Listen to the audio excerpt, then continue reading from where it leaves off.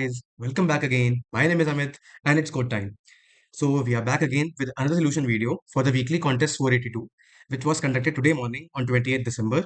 It's Sunday and I was not able to wake up today morning to give the contest, but I was free, so I thought that I should absolve it. And yeah, overall I think that the contest was not very hard. And yeah, in this video we'll be discussing all the four problems, going through the solutions of every question, the difficulty level of each question, as well as the approaches and the code for each of them, right? So without wasting any time, directly jump to it. Okay, so let's start in that case. So yeah, we can see this was weekly contest 482. It was conducted today. It is Sunday, 20th December. It was at 8 a.m. in the morning. Had four problems, 4, 5, 5, 7. So four is basically means it's a medium question, but what I think is that it's actually not a medium question. It's an easy question. So overall, I would say all the four questions were on pretty, medium side. I would not even say that, they were hard. Even the last question, which was basically number of balanced integers, the fourth question, that too is actually not very hard if you know the concept, that goes behind it. It's actually a very trivial problem of the concept that we will discuss for that problem. Okay. It's not like an advanced algorithm or technique. It's actually a very trivial problem in the concept domain in which it lies. Okay, so it's not a very hard problem once you know the concept, the basic concept behind it. Okay, and the first three problems, again, as I've said in the previous videos too, the first two problems in general every contest is actually a no-brainer. Okay, the first two problems in almost every, it's either it's bi-weekly or weekly, the first two problems are generally no-brainer. It's either a brute force or the logic behind it's very easy. It's just basic implementation based problems, nothing else, right? And even if there is logic, it's basically like an if else condition or very, it's like 2 minute or 3 minute of thinking, not more than that. And while the third problem is also, to be honest, it's not a very difficult problem if you have the concept of, if you know the concept of number theory, and no, even in number theory specifically of remainders. Okay, if you are well aware of how divisors and remainders work, then I think even the first three problems would have been a very cakewalk for, someone who has given the contest.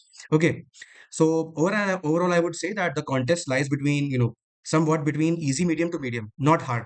Why I'm not saying hard? Just because the final question is, it's not a very hard question if you know the concept. It's just about the concept thing. Okay, and it's not even a very advanced concept. It's a very basic concept, and this question is based on that trivial concept only. It's not an advanced question on that basic concept. It's a very trivial question. Okay, you can actually modify the basic problem to this problem to solve it. Okay, it's not a very difficult problem if you know the basic concept. That is the point. Okay, that is why I would rate this contest from easy, medium to medium. Okay, and I think, yeah, uh, in that case, without wasting any time, let's jump to the first question that we have. Okay, I hope everything is visible. Okay, so we have our first question with us. The title of the question is maximum score of a split. So again, question का title पढ़ के ही समझ में आ जाता है कि भाई क्या पूछ रहा है, बट स्टिल चलो पढ़ते हैं. ठीक है. You are given an integer array nums of length n. Okay, choose an index I such that 0, I is greater than equal to 0 and less than n minus 1. Okay, this means that I can range from 0 to n minus 2. Okay, for a chosen split index, let prefix sum of I be the sum of nums of 0 up to nums of I. Okay, so prefix sum basically means sum of all the elements starting from 0th index up to ith index. Okay, that is basically prefix sum of I. Then suffix min of I is basically the minimum value among nums of I plus 1, nums of I plus 2 up to nums of n minus 1. So prefix sum of I is basically sum of the numbers from 0 to ith index, and suffix min of I is basically the minimum value of the subarray starting from I plus 1 to n minus 1 index. ठीक है, prefix sum पहले I index तक का sum हो गया, और suffix मिन जो है वो बेसिकली सफिक्स जो बनता है आई प्लस वन इंडेक्स से लेकर एन माइनस वन इंडेक्स तक का, उन सारी वैल्यूज में से सबसे मिनिमम वैल्यू क्या है, वो है बेसिकली सफिक्स मिन. ओके, कि minimum value in the suffix, that is suffix min. The score of a split at index i is defined as score of i equal to prefix sum of i minus suffix min of i. तो आप जो भी I choose करते हो, उसका prefix sum जो भी आया है minus suffix min, that defines as the score of I. We have to return an integer denoting the maximum score over all the valid split indexes. ठीक है, सिंपल सी बात है, हमारे इंडेक्सेस कितने स्प्लिट हो सकते हैं, जैसे कि हमें पता है कि I can range from 0 to n minus 2. तो n माइनस 2 स्प्लिट्स ही हैं, हम उसके ऊपर नहीं जाएंगे, राइट? तो इसका मतलब है कि हर प्रीफिक्स और सफिक्स में एटलीस्ट एक एलिमेंट तो हमेशा रहेगा. ठीक है, एंड देन बेसिकली हमें बताना है कि maximum score, what is maximum score possible among all the splits. Great. एक बार एक पहला टेस्ट केस भी देख लेते हैं, although the question is to be honest very easy. So पहला टेस्ट केस क्या कहता है, 10 माइनस 1 3 माइनस 4 माइनस 5. ठीक है, एंड ऑप्टिमल स्प्लिट, अब अगर मैं सबका स्प्लिट निकालने बैठ जाऊं तो निकाल तो सकते हैं, नॉट एन इशू. ठीक है, but directly let's jump to the optimal point. So for I equal to 2, I equal to basically क्या है, यहाँ तक का प्रेफिक्स सम क्या आएगा, 10 माइनस 1 यानी कि 9 आएगा. Prefix sum is what, 9. And if we do the suffix min, ये जो लास्ट थ्री नंबर्स हैं, ठीक है, इनमें से मिनिमम कौन है, इसमें से मिनिमम है -5. So what do we get, we get okay, I is equal to 2. Basically I equal to 2 basically means यहाँ 10 माइनस 1 प्लस 3 तक. Right right right. Okay, So I for I equal to 2, the sum of the prefix is basically 10 minus 1 plus 3, which means 9 plus 3 12, right? And in the suffix min में हमारे पास ये दोनों element है -4 -5, इनमें से minimum कौन है -5 है, that is why what 12 minus of -5, तो क्या हो जाएगा 12 plus 5, and that is why the optimal score और the maximum score possible is 17, तो हमारा 17 आ गया। अगर आप कोई और स्प्लिट लेके देख लो, फॉर एग्जांपल अगर मैं 10 ले लेता हूँ यहाँ पर, this means I equal to 0, and बाकी हमारे सफिक्स में नहीं ये सब चले जाएंगे, तो it will be what 10 plus 5, ठीक है, 10 minus minus of 5 which will result in 10 plus 5 15, so it is still less than 17, that is why the optimal value is what it is 17, right? So I think that it explains the case explains the question very clear कि आखिर question पूछना क्या चाह रहा है, ठीक है, उसमें ज़्यादा टाइम वेस्ट और नहीं करेंगे। Let's go to the constraints, ठीक है, the size of the array can range from 2 up to 10 to the power of 5, ठीक है, मिनिमम 2 एलिमेंट होंगे और मैक्सिमम हमारे पास क्या कहते हैं 10 की पावर 5 एलिमेंट्स हो सकते हैं, ठीक है, सिंपल सी बात है, 2 एलिमेंट मिनिमम इसलिए रखे गए हैं ताकि एक प्रीफिक्स और एक सफिक्स बन पाए, and the values inside the array can range from -10 to the power of 9 to 10 to the power of 9, great, okay, बहुत ही बेसिक ट्रिवियल प्रॉब्लम है, इसमें आपको एक्चुअली टू बी ऑनेस्ट कुछ नहीं करना, whatever has been asked in the problem we can actually directly do that, okay, हम directly वही कर लेते हैं। So what we will do, let's understand कि इसे हम करेंगे कैसे, ठीक है, कोई रॉकेट साइंस तो इसमें है नहीं, टू बी ऑनेस्ट बहुत बेसिक लॉजिक है। सबसे पहले क्या करूं, सबसे पहले क्या करूं, टोटल सम कैलकुलेट कर लूं, okay, let's first of all calculate total sum, let us say this is S, okay, this will basically a1 plus a2 up to an, right, this is we know, right, पहले total sum निकाल लूं। अब क्या करते हैं, एक variable ले लेते हैं मिनिमम नाम का, ठीक है, लेट से मिनी, ठीक है, इसको हम इनिशियली कुछ भी डिक्लेयर नहीं करते, या फिर इंट मैक्स बना देते हैं, ठीक है, int max, this is basically for maintaining, this is basically for maintaining suffix min, okay, ठीक है, हम टोटल सम से अपना प्रीफिक्स निकाल सकते हैं, ठीक है, और अपना जो मिनी वेरिएबल बनाया है इससे हम मेंटेन करेंगे क्या, अपना सफिक्स मिन, ठीक है, तो इनिशियली हम अपना जो वो है क्या कहते हैं आइट्रेशन, वो स्टार्ट करेंगे from what, from for I equal to n minus one, ठीक है, हम बैकवर्ड जाएंगे, हम पहले लास्ट इंडेक्स उठाएंगे, उसके बाद धीमे धीमे जाएंगे, वे कहाँ तक जाएंगे, आई ग्रेटर देन जीरो तक जाएंगे, ठीक है, आई ग्रेटर देन जीरो तक क्यों जाएंगे, ठीक है, हम आई इक्वल टू जीरो तक नहीं जाएंगे, आई ग्रेटर देन जीरो तक जाएंगे, क्यों, क्योंकि प्रीफिक्स में एटलीस्ट एक वैल्यू होनी चाहिए, रिमेंबर हमारा प्रीफिक्स और सफिक्स कैसा होता है, अगर आई है आई प्लस वन से शुरू होता है, दैट इज वाई हमारे प्रीफिक्स में एटलीस्ट एक एलिमेंट होना चाहिए, ठीक है, एटलीस्ट एक एलिमेंट होना चाहिए, दैट इज वाई हम इसको आई ग्रेटर देन जीरो तक चलेंगे, ठीक है। अब इस फॉर लूप के अंदर कुछ नहीं करना है, इस फॉर लूप के अंदर कुछ नहीं करना है आपको, ठीक है, मतलब करना तो है, क्या करना है वो ये देखो, सबसे पहले ये बताओ, अगर मेरा करंट टोटल सम इनिशियली क्या होगा, initially it is the sum of all elements, ठीक है, ठीक है, ये ए एन माइनस वन तक जाता है, इसको ए एन माइनस वन लिख देते हैं, इसको जीरो बेस इंडेक्सिंग पे लिखते हैं, समझ में आएगा, ए एन माइनस वन। अब क्या करो, सबसे पहले टोटल सम जो भी तुम्हारा है, ठीक है, इसमें टोटल सम की जगह एस लिख देते हैं क्योंकि वेरिएबल हमने एस डिक्लेयर किया था, so it will be what, S minus equal to nums of i, ठीक है। अच्छा, अगर तुमने लास्ट एलिमेंट अगर हटा दिया, if you have deleted the last element from this from this total sum, so what does this denote, ठीक है, ये जो बचा, अगर हमने ए ऑफ एन माइनस वन को जब डिलीट कर दिया अपने टोटल सम से, तो that basically denotes what, that S जो हमारा फाइनल जो अपडेट होने के बाद एस बनेगा, that denotes what, that denotes the prefix sum from zero to N minus two, correct, that denotes the prefix sum from zero index to N minus two index, ठीक है, तो basically ये हमारा हमें प्रीफिक्स मिल गया, इस तरीके से प्रीफिक्स को घटाते जाएंगे, ठीक है, तो हम बेसिकली प्रीफिक्स को आगे से कैलकुलेट ना करके पीछे से कैलकुलेट कर रहे हैं ताकि हमें एक सिंगल लूप में ही काम करने को मिल जाए, ठीक है, तो कुछ नहीं, टोटल सम निकाला, उसमें से नंबर्स को सब्ट्रैक्ट करना शुरू किया, आपको पहला प्रीफिक्स मिल जाएगा, जैसे ही प्रीफिक्स मिलेगा यहाँ पर आपको अपना पहला, वहीं पर आप क्या करोगे, जो आपका मिनी वेरिएबल है, जो मिनी वेरिएबल है वो आपके मिनिमम सफिक्स को ट्रैक करेगा, correct, mini common nums of i, तो क्या कर रहे हो, आप यहां से जो आखिरी नंबर है उसको हटा रहे हो सम से, तो ये वाला जो नंबर है ये प्रीफिक्स से हट जा रहा है, प्रीफिक्स से डिलीट हो रहा है, that is why minus minus prefix, और वो जो नंबर आपने उठा डिलीट किया है वो सेम नंबर अब सफिक्स में ऐड हो रहा है, सफिक्स प्लस प्लस, ठीक है, और क्योंकि हमें सिंपल सी बात है पीछे प्रीफिक्स पीछे सफिक्स का मिनिमम निकालना है, that is why we are taking minimum, आप लगातार ये करते रहो और यहीं पर एक आंसर वेरिएबल बना लो, जो कि बेसिकली आपको बताएगा कि मैक्सिमम स्कोर क्या पॉसिबल है, answer comma S minus mini, so in this वे आपको बस इतना ही लाइन ऑफ कोड लिखना है, ये तीन लाइन आप लिख लोगे, आपका आंसर हो गया, सिंपल, कुछ भी नहीं है, ठीक है। अब इसका टाइम कॉम्प्लेक्सिटी कितना हुआ, टाइम कॉम्प्लेक्सिटी ऑर्डर एन है, क्योंकि ये सिंपल सी बात है, हर एक एलिमेंट को सिर्फ एक बार, मतलब ओवरऑल एक ही बार हम हर एक नंबर के ऊपर जा रहे हैं, टू बी ऑनेस्ट दो बार जा रहे हैं, एक बार सम निकालने के लिए, एक बार बैक ट्रैक करने के लिए पीछे से, मतलब for calculating every prefix and suffix, ठीक है, और स्पेस कॉम्प्लेक्सिटी ऑर्डर वन है because we haven't used any array और something, we have just used two variables, which one is for maintaining the prefix sum, जो कि हमारा S से निकल जाता है, टोटल सम से माइनस करते जाओगे, so you will get every prefix, and for minimum suffix हमने ऑलरेडी बता दिया कि we are using the variable mini, ठीक है, let's go jump to the code part, already मैंने कोड जबकि लिख दिया है, तभी मैं एक बार दिखा देता हूँ, So what do you do basically? First of all, you declare, take the size, then you declare your variables. First, the total sum is 0 and mn is int max, basically suffix min के लिए. And then we take the अपना answer variable, ठीक है. Now we calculate the sum of all the numbers, ये total sum हो गया. Then we backtrack, we go in the backward direction. सबसे पहले अपना प्रीफिक्स निकालते हैं कि अपना करंट प्रीफिक्स जो होगा, पहले सबसे पहली बार पहले इटरेशन पे 0 से n-2 तक का प्रीफिक्स लेंगे, फिर 0 से n-3 तक का लेंगे, फिर 0 से n-4 तक का लेंगे. In this way will keep on shrinking our prefix and increasing our suffix. ठीक है. और यहाँ पर एट द सेम टाइम हम मिनिमम लेते रहेंगे अपने सफिक्स से, and calculate your answer and return it. Right. So you can see here that first question was to be honest very easy, very direct, कोई इतना लॉजिक, कोई बहुत भयंकर चीज नहीं थी. Simple thinking, simple basic maths, ठीक है, उससे हो जाएगा. Okay. So I with this we have complete the first question. Let's go to the second question. क्या हुआ, क्लिक नहीं हुआ ये? ओके. Yup, great. अब सेकंड क्वेश्चन भी ना, टू बी ऑनेस्ट, कुछ बहुत भयंकर नहीं है. Again it's maths. ठीक है, लेट्स रीड द प्रॉब्लम.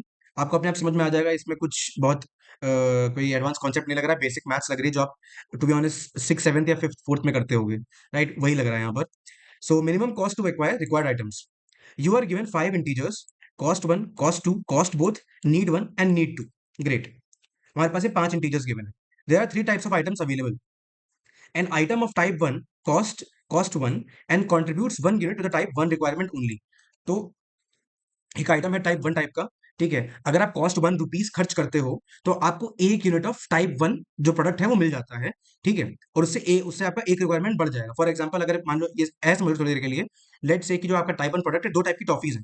ठीक है. थोड़ी देर के लिए समझ लेते हैं कि दो टाइप की टॉफीज हैं. Type 1 toffee, type 2 toffee. थोड़ी देर के लिए मान लेते हैं एक एक्लियर है, एक आपकी मैंगो वाइट है. ठीक है. एक एक्लियर है, एक मैंगो वाइट है. मान लो मैंगो वाइट जो है वो कॉस्ट 1 रुपीज की है, और एक्लियर जो है वो कॉस्ट 2 रुपीज की है. तो अगर आप कॉस्ट 1 रुपीज खर्च करते हो, तो आपको एक मैंगो बाइट मिल जाएगी. वैसे ही अगर आप कॉस्ट 2 खर्च करते हो, तो आपको एक एक्लेयर मिल जाएगी. Right. So that is basically the first two lines. Right. An item of type 3 cost both and contributes 1 unit to both type 1 and type 2. अब समझ लो किसी दुकानदार ने ऑफर निकाला. A shopkeeper has given you an offer that if you buy an eclair and a mango bite together, a mango and a mango bite and eclair together, you will get, the price of combined of both will be different. ठीक है. अगर मान लो जैसे कि for example eclair कुछ rupees की cost cost one type की cost one का प्राइस था. ठीक है. मैंगो बाइट का कॉस्ट 2 था. तो आपका जो ये है, जब आप एक्लेयर्स और मैंगो बाइट साथ में खरीदोगे, तो मान लो उसका कंबाइंड कॉस्ट जो है वो कॉस्ट 3 है. This cost 3 can be different. ठीक है. कॉस्ट 3 जो है यहाँ पर कॉस्ट बोथ नाम से है. तो जो कॉस्ट बोथ है, ये कुछ भी हो सकता है. ठीक है. आप समझ लो कंबाइंड ऑफर जो होता है, lot of times shopkeepers give you kind of an offer की अगर आप दोनों साथ में खरीदोगे, तो आपको जो प्राइस है वो ये पड़ेगा. राइट. तो वो बेसिकली यहाँ पर कहा गया है. Now, you must collect enough items so that total contribution towards type 1 is at least need 1 and total contribution towards type 2 is at least need 2. Return an integer representing the minimum possible total cost to achieve these requirements. तो आपको तीन cost दिए हुए हैं. Cost 1 आपका मान लो eclair के लिए है. कॉस्ट 2 आपका जो मैंगो बाइट के लिए है. एंड एक कॉस्ट बोथ है जो कि एक एक्लेयर और एक मैंगो बाइट साथ में खरीदने के लिए है. ठीक है. आपको बताना है कि you are been given need 1. Need 1 basically बताता है कि कितनी एक्लेयर्स खरीदनी है मिनिमम. ठीक है. कि इतनी एटलीस्ट इतनी एक्लेयर्स खरीदनी है. ठीक है. टाइप 2 बताता है, नीड 2 बताता है कि एटलीस्ट इतनी मैंगो बाइट खरीदनी है. ठीक है. आपको बताना है what is the minimum cost that you need to pay और you need to do such that कि आपको एटलीस्ट नीड 1 एक्लेयर्स मिल जाए और नीड 2 मैंगो बाइट मिल जाए. ठीक है. इतना बस क्वेश्चन है, बेसिक मैथ्स है. अब एक बार जरा टेस्ट केस देख लेते हैं. पहला टेस्ट केस क्या है? कॉस्ट 3 है, 2 है, कॉस्ट 1 बोथ है. अब देखो, कई बार डिस्काउंट जैसे मैंने कहा था देते हैं ना. तो फॉर एग्जांपल, अगर आप एक एक्लेयर खरीदते हो 3 रुपए की पड़ती. ठीक है. एक मैंगो बाइट लेते हो 2 रुपए की पड़ती. पर अगर आप दोनों को साथ में खरीद रहे हो, तो आपको 1 रुपए की पड़ रही है बस. ठीक है. तो इसका मतलब ये तो बढ़िया है ना, ये बेटर है. अगर हम एक एक्लेयर अगर हम क्या कहते हैं, अगर हम दोनों क्या, एक एक्लेयर एक मैंगो बाइट साथ में खरीदें.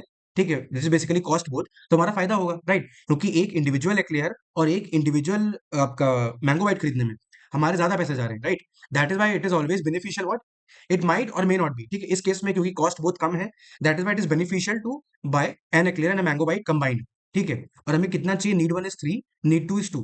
अब सिंपल सी बात है, अगर मैं यहाँ से ये कॉस्ट बोथ वाला जो ऑफर है वो 3 बार ले लूं, इसका मतलब कॉस्ट बोथ वाला ऑफर 3 टाइम लेने का मतलब क्या है? मेरे पास 3 एक्लेयर आ जाएंगी, 3 मैंगो आ जाएंगी, और मेरे को कॉस्ट कितना पड़ेगा? 1 into 3 यानी कि 3. अब देखो मेरी रिक्वायरमेंट कंप्लीट हो गई, क्योंकि मुझे 3 एक्लेयर चाहिए थी, 2 मैंगो बाइट चाहिए थी. और मेरे पास कितनी एक्लेयर आ गई? 3 एक्लेयर है और 3 मैंगो बाइट है. तो मेरे पास I have fulfilled the requirement अच्छे से. And therefore the minimum possible cost is 3. तो इस तरीके से बेसिकली इस क्वेश्चन को करना है। Now let's go to the constraint part.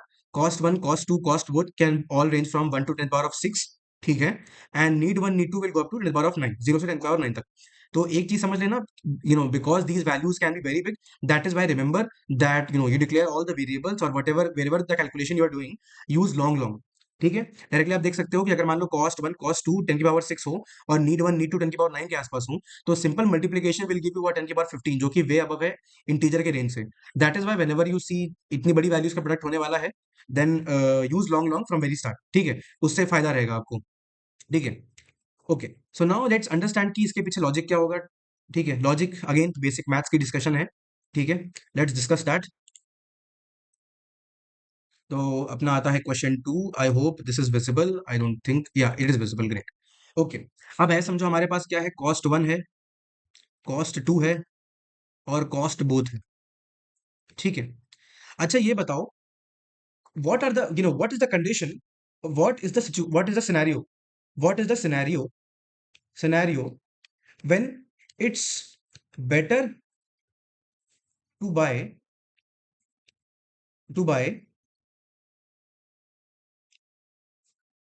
ये type one and type two individually, ठीक है। मतलब वो सिनेरियो क्या होगा, वो क्या सिनेरियो होगा, ठीक है, जब इट्स बेटर कि आप जो भी टाइप वन टाइप टू की टॉफी है, बेसिकली एक्लेयर और मैंगो है, उसको अलग अलग खरीदो, उसको साथ में ना खरीदो। What will be the scenario? Simple सी बात है, बेसिक मैथ सेज, अगर आपका कॉस्ट वन और कॉस्ट प्लस कॉस्ट टू, अगर this is less than cost both, ठीक है, अगर ऐसा होता है तो इसका मतलब क्या है? अब सिंपल सी बात है, अगर आप कॉस्ट वन लगाते हो और कॉस्ट टू लगाते हो, तो आपको एक आपको टाइप वन मिल जाएगा, एक आपको टाइप टू मिल जाएगा। यहाँ कॉस्ट बोथ से आपको डायरेक्टली दो मिल जाएंगे, बेसिकली एक टाइप वन का, एक टाइप टू का, ठीक है। तो बेसिकली दोनों ही ऑपरेशन जो होते हैं वो same amount of products contribute करेंगे। तो आप कॉस्ट वन से आप कॉस्ट वन एक बार खर्च करोगे तो आपको एक प्रोडक्ट मिल जाएगा टाइप वन का, कॉस्ट टू से टाइप टू का एक प्रोडक्ट मिल जाएगा, ठीक है। और कॉस्ट बोथ से आपको एक प्रोडक्ट कॉस्ट टाइप वन का और टाइप टू का दोनों का एक एक मिल जाएगा, राइट। अब अगर मान लो इंडिविजुअली इनको खरीदना is better than cost both, तो सिंपल सी बात है कि हमें ये वाला ऑपरेशन जो है, कॉस्ट बोथ वाला ऑपरेशन, ठीक है, this operation we should avoid, हमें ये नहीं करना चाहिए। वाई? क्योंकि इंडिविजुअली खरीदना हमारे लिए बेनिफिशियल है, right. If cost one plus cost two is less than cost both, इसका मतलब हमें इंडिविजुअली खरीदने में ज्यादा मुनाफा है, ठीक है, हमें कम पैसे देने पड़ेंगे, right. So that is why in case अगर cost one plus cost two is less than cost both, then directly आपका जो आंसर होगा, that will be what, that will be कि भाई जितनी भी नीड वन है उतना कॉस्ट वन खर्च कर दो, और जितना भी नीड टू है उतना आप कॉस्ट टू खर्च कर दो, ठीक है। इंडिविजुअली उतनी एक्लेयर्स खरीद लो और इंडिविजुअली उतनी मैंगो बाइट्स खरीद लो, सिंपल। इन केस अगर ये ऐसा होता है कि अगर इंडिविजुअल कॉस्ट जो है आपस में मिलके वो अगर लेस देन कॉस्ट बोथ से कम है, ठीक है। बट इन केस अगर मान लो कॉस्ट वन और कॉस्ट बोथ ऐड होके ज्यादा पड़ रही है, right. Let say let say the second case is basically, this was the first case, second case basically what, कि आपका cost one plus cost two is greater than equal to what, cost both. अब अगर ऐसा होता है तो simple सी बात है, it is better to use cost both, ठीक है। It is always better to use cost both, पर कहां तक अभी उसको भी देखेंगे हम, ठीक है। देखते हैं इसको कैसे करना है। ये मानो सेकंड केस आ गया, ठीक है। तो डायरेक्ट हमारा दिमाग ये जाएगा क्या, कि अगर cost one plus cost two is बिगर, तो इसका मतलब है कि कंबाइंड साथ में लेने में फायदा है, ठीक है, क्योंकि हमें कम कॉस्ट पड़ेगा। अब कंबाइंड आप कितनी ले सकते हो, पहले ये डिसाइड करो कि आपको कंबाइंड कितनी लेनी चाहिए, ठीक है। तो इतना जान लो कि कंबाइंड आप कितनी लोगे। combined rate would be basically what, combined rate would be you know let's say this has total cost। तो सिंपल सी बात है, नीड वन और नीड टू में जो भी मिनिमम है वो डिसाइड करेगा कि हम कितने पेयर बना सकते हैं कंबाइंड कॉस्ट के, करेक्ट, करेक्ट और नॉट। तो minimum of need one comma need two हमें ये बताएगा कि हमें कितना चाहिए, कितना क्या कहते हैं कंबाइंड कॉस्ट लगेगा, करेक्ट। नीड वन और नीड टू से हमें पता लग जाएगा कि कौन मिनिमम पेयर्स बनाएगा, ठीक है। क्योंकि जब हम कॉस्ट बहुत खर्च करते हैं तो हमें एक टाइप वन और एक टाइप टू मिल जाता है। तो हम डायरेक्टली क्या करेंगे, हमें पता है कि कॉस्ट बहुत लेना बेटर है, दैट इज वाई अब एक नीड वन और एक नीड टू जो है, इससे हम मल्टीप्लाई कर लेंगे कॉस्ट बोथ को। ये हमारा एक बेसिक कॉस्ट क्लियर हो गया, ठीक है। ये हमारा एक बेसिक कॉस्ट क्लियर हो गया, ठीक है। अब ये समझो ये तो आपने निकाल लिया minimum of need one common need two. अब क्या है कि अगर नीड वन और नीड टू बराबर है तब तो कोई दिक्कत नहीं है, क्योंकि सिंपल सी बात है, जितने नीड वन है उतने नीड टू हैं, तो भाई टोटल सारे पेयर्स बन जाएंगे। तो अब क्या है कि जितनी भी टॉफीज है सबका रिक्वायरमेंट एक साथ कंप्लीट हो जाएगा कॉस्ट बोथ से। बट इन केस अगर नीड वन ज्यादा है या फिर नीड टू ज्यादा है, तो हमें फिर सोचना पड़ेगा कि हमें क्या ऑपरेशन लगाना चाहिए, करेक्ट। तो सेकंड केस क्या बनता है, इसी ये एक्स का सब केस है, ठीक है, लेट्स कॉल इट एज 2.1, ठीक है। तो ये आप इनिशियली निकाल लोगे कि आपको मिनिमम बेसिक कॉस्ट कितना लगेगा, and that you can take by taking the lower bound on की नीड वन नीड टू में से क्या भी जो भी मिनिमम है, उतने टॉफीज के लिए तो बेसिकली हम कॉस्ट बहुत खर्च करने ही वाले हैं, चाहे जो हो जाए, राइट। तो ये आपका निकल गया बेसिक कॉस्ट। अब क्या है कि अगर नीड वन और नीड टू इक्वल है, need one equal to need two, अब आगे कुछ करने की जरूरत है ही नहीं, क्यों? क्योंकि ये डायरेक्टली पूरे पेयर्स को कवर कर चुका होगा कॉस्ट बहुत, करेक्ट। तो आगे कुछ करने की जरूरत नहीं है, ठीक है। Second cases, second cases sub case basically, if need one if need one is greater than need two, अगर need one greater than need two है तो सिंपल सी बात है, हमारे पास नीड वन की कुछ ट्रॉफीज रह जाएंगी, और वो कितनी होंगी, let's call it as left one, ठीक है, left left one, this will be equal to what, need one minus need two. इतनी टॉफीज बेसिकली बच गई होंगी जो हमें नीड वन या फिर टाइप वन की और खरीदनी है, correct. This is the amount of toffees which are left of type one which we need to buy, correct. अब इनके लिए क्या करेंगे, तो इसके लिए भी दो चीजें हो सकती हैं, ठीक है। दो चीजें क्या, आप डायरेक्टली इसको एक ही लाइन में लिख लोगे, ठीक है। जो बची हुई टॉफीज हैं, याद रखो हमें कभी भी ये नहीं बोला गया है कि हमें इक्वल, कि जितना नीड वन है जितना नीड टू है हमें उतना ही चाहिए। इट इज सेट कि at least need one and at least need two. इसका मतलब नीड वन जितना भी है आप उससे ज्यादा भी खरीद सकते हो, अगर नीड टू जितना है आप उससे ज्यादा भी खरीद सकते हो। तो जो बची हुई टॉफीज है टाइप वन की जो हमें खरीदनी है, so what we can do, we can update our total cost by plus equal to, that is why I'm writing plus equal to, it will be equal to left one into minimum of cost one comma cost both। अब simple सी बात है, अगर आप ये सोचो कि आपका जो कॉस्ट बोथ है, आपका जो कॉस्ट बोथ है, अगर मान लो वो एक टॉफी के प्राइस से भी कम है, ठीक है, अगर मान लो आपको एक्लेयर्स और मैंगो साथ में खरीदने पे एक एक्लेयर के प्राइस से भी कम पैसा पड़ रहा है, तो सिंपल सी बात है फायदा किसमें होगा, फायदा होगा कि अगर आप एक्लेयर्स और मैंगो बाइट साथ में खरीद लो। That is why this is the sub case, कि जब आपकी टॉफीज लेफ्ट हो जाएंगी टाइप वन की मान लो बची, तो जितनी भी बची है लेफ्ट वन है। अब या तो आप क्या कर लो कि इंडिविजुअली सबका जो इंडिविजुअल प्राइस है, जैसे टाइप वन का प्राइस था कॉस्ट वन, आप वो खर्च कर लो, या तो अब जो कंबाइंड ऑफर है कॉस्ट बोथ, वो यूज कर लो। उससे क्या होगा, आपकी जो टाइप टू वाली टॉफीज होंगी वो और बढ़ जाएंगी, बट नॉट अ प्रॉब्लम, क्योंकि हमें एटलीस्ट बोला गया है, तो अगर नीड टू के ऊपर भी जा रही है तो कोई प्रॉब्लम नहीं है। तो दिस इज बिकॉज हो सकता है कि कॉस्ट बोथ आपका लेस देन कॉस्ट वन हो, उस केस में it would be better to use cost both again, ठीक है। दैट इज वाई ये एक और सब केस है। ऐसे ही आपका जो 2.3 सब केस होगा, आई थिंक कि सब लोग फिगर आउट कर ले गए होंगे। अगर नीड टू बड़ा है, अगर नीड टू बड़ा है नीड वन से, तो again you can say left two is what, need two minus need one, ठीक है। And total will be plus equal to, you can say left two into minimum of what, cost two comma cost both. जैसा उसके लिए था वैसा इसके लिए, ठीक है। अगर सिंपल सी बात है नीड वन नीड टू बराबर है तो कोई ऑपरेशन करने की जरूरत नहीं, कि सब कुछ पेयर वाइज हो जाएगा अपने आप डायरेक्टली, ठीक है। इन केस अगर नीड वन ज्यादा बड़ा है तो सबसे पहले ये पता लगाओ कि टाइप वन की और कितनी खरीदनी बाकी है, ठीक है। और उसके उसके बाद you can use this relation to calculate the left cost for need one, ठीक है। ऐसे ही नीड टू के लिए। So this is basically the logic behind. देखो सिंपल मैथ्स है, कहीं भी देख लो, ऐसा कुछ एडवांस कॉन्सेप्ट नहीं है, सिंपल बेसिक कॉमन सेंस है। अगर आप कहीं दुकानदारी भी करने जाते हो, if you are going for shopping, right, so always you understand, let's say you are having two T shirts, और let's say you are buying two tops और टू जीन्स, और लेट्स से ग्रोसरीज, ठीक है। आपके पास एक बार एक combined offer भी आता है कि buy two get one free, buy two get one free होता है, ठीक है। तो इस टाइप के जो ऑफर्स होते हैं, ये बेसिकली ये क्वेश्चन उसी पे बेस्ड है, कि अगर आप इंडिविजुअली एक एक किसान जैम ले, फॉर एग्जाम्पल लेट्स से मैं जैम खरीदने गया, ठीक है, एक जैम का प्राइस है मान लो 20 रुपए, इतना नहीं होता है, होता तो महंगा है, ठीक है, बट हर जगह मान लो कि 20 रुपए है, ठीक है। सो इंडिविजुअली अगर मैं अलग अलग दो खरीदूं, एक मान लो जैम वन टाइप है, एक मान लो मैंगो का जैम है, एक एप्पल का जैम है, ठीक है, एप्पल फ्लेवर का जैम है, ठीक है। अगर मैं उन्हें अलग अलग खरीदता हूँ तो 20 रुपए मान लो एप्पल जैम है, और 30 रुपए है मान लो मैंगो जैम का। तो मुझे टोटल अगर मैं अलग अलग खरीदूंगा तो मुझे कितना पड़ेगा, मुझे पड़ेगा 50 रुपए। But in case let say there is a combined offer on apple and mango jam, जो कि अगर एक साथ खरीदते हो, एक पैक मान लो होता है, एक पैक ऑफ टू बाय करते हो, तो उसका कंबाइंड प्राइस है मान लो 40 रुपीज। तो सिंपल सी बात है, अगर मैं इंडिविजुअली लूंगा तो मुझे 50 रुपए पड़ जाएंगे, पर अगर मैं डायरेक्ट वो पैक लेता हूँ तो मुझे 40 रुपए पड़ेंगे। So I am getting a benefit of 10 rupees, तो मुझे 10 रुपए कम खर्च करने पड़ेंगे, राइट।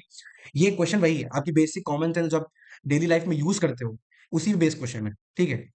तो आप देख लो कि भाई पहले दो क्वेश्चन हमेशा नो ब्रेनर रहते हैं भाई, नो ब्रेनर, हमेशा नो ब्रेनर। इसको एक बार दिखा भी देते हैं। So first of all what do we check if cost one plus cost two is what less than cost both, then simple सी बात है, वी नो कि we don't need, we can directly individually buy them. अगर मान लो भाई हमारा cost both जो है वो ज्यादा है, कि मान लो भाई अभी मुझे 20 और 30 रुपए का पड़ रहा था इंडिविजुअली, और जो कंबाइंड ऑफर है वो मुझे 60 रुपए का दे रहा है, तो सिंपल सी बात है मैं अलग अलग खरीद लूंगा, राइट।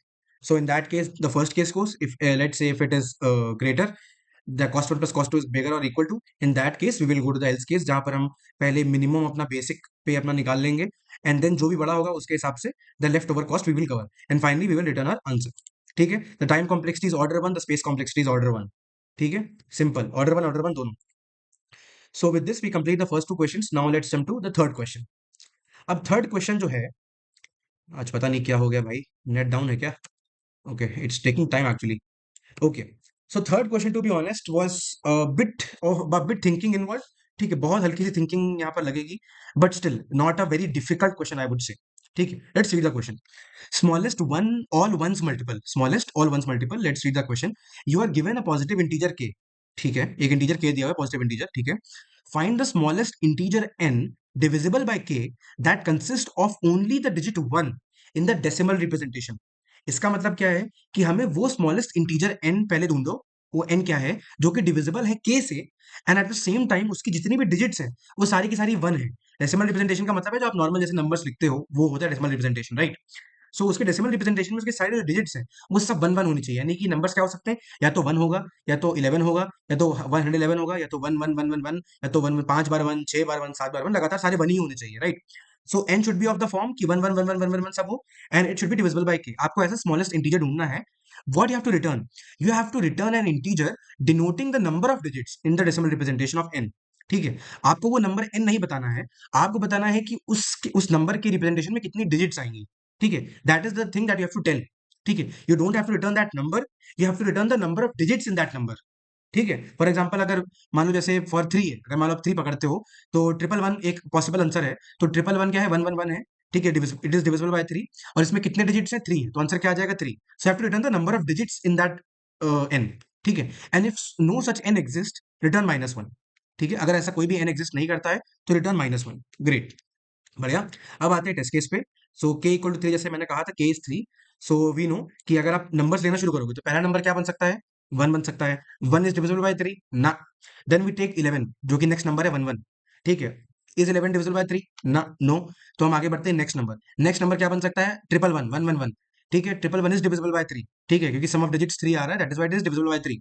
ठीक है, तो इसका मतलब है कि ये मिनिमम नंबर पॉसिबल है जो कि डिविजिबल बाय थ्री है, and it contains all one digit. ठीक है, सारे के सारे वन है।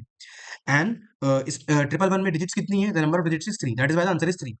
अब अगर आप के सेवन ले लो, के सेवन है, तो सिंपल सी बात है, ट्रिपल सिक्स जब बनाओ, ट्रिपल सिक्स बता रहा हूँ, if you know write one six times, तो जो भी ये नंबर बनेगा, ठीक है, it is what, this is 100, then this is 10,000 तक हो गया, दिस इज इन लाख, 1,11,111। तो आपको ये अगर ये नंबर बना दोगे, तो this is divisible by seven, right? So इसमें काउंट ऑफ डिजिट्स कितना है, सिक्स है, that is why the answer is six. When you take K equal to two, then it is minus one. ठीक है, great. Now the constraint क्या है, the value of K can range from two up to 10 to the power of five. जो K की value है वो 10 की power five तक जाता है।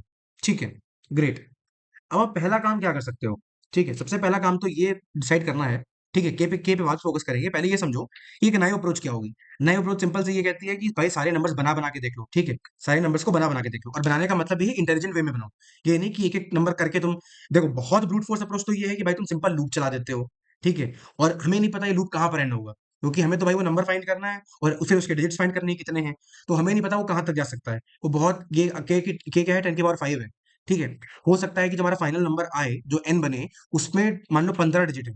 15 डिजिट का मतलब 10 की पावर 15, वो तो भाई मान लो किसी में 21 डिजिट है, किसी में 20 डिजिट है। ठीक है, किसी में मान लो हो सकता है इट्स इवन पॉसिबल कि भाई मान लो किसी में 10 की पावर 4 डिजिट, 10,000 डिजिट्स हो सकते हैं, ऐसा भी हो सकता है। ठीक है, वो भी दिखाएंगे क्यों हो सकता है।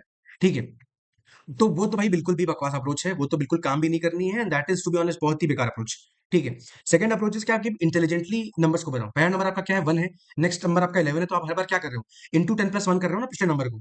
ठीक है, what we are doing, we are basically multiplying the last digit by 10 and adding one. So one था, फिर one into ten plus one 11 हो गया, 11 इंटू 10 प्लस वन हो गया 111, और ऐसे आप इंटू 10 प्लस वन करते जाओगे तो आपके ऐसे नंबर्स बन जाएंगे, and we can check. But problem ये है कि what happens if there exist no answer, what happens if there actually exists no answer for that particular k at the same time। जब आप ये कर रहे हो ना, into ten plus one, into ten plus one करते जा रहे हो, तो आप नंबर बहुत ज्यादा बड़े नंबर नहीं बना सकते, राइट? अगर आप एट मैक्स है, एट मैक्स बनाओगे 10 की और 18 साइज तक जा सकते हो, उसके बाद तो लॉन्ग लॉन्ग का भी लिमिट खत्म हो जाता है।